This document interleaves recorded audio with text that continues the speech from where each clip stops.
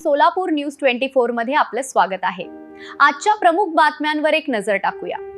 पंढरपूर परिसरातील सराईत वाळू तस्कर महेश तानाजी शिंदे राहणार इजबावी पंढरपूर याच्यावर MPDA कायद्यान्वये कठोर कारवाई करण्यात आली आहे।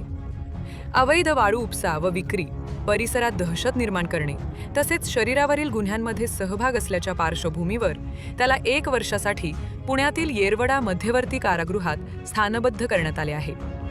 जिल्हाधिकारी S. कार्तिकेयन यांनी या संदर्भातील आदेश पारित केल्यानंतर पोलिसांनी महेश शिंदे याला ताब्यात घेऊन येरवडा कारागृहात दाखल केले।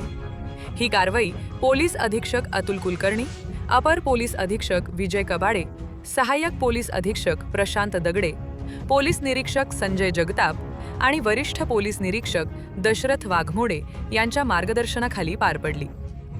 पंढरपूर परिसरातील वाळू तस्करी आणि गुन्हेगारी प्रवृत्तीच्या व्यक्तींविरोधात भविष्यातही अशाच कठोर कारवाया सुरू राहणार असल्याचा इशारा पोलीस प्रशासनाने दिला आहे।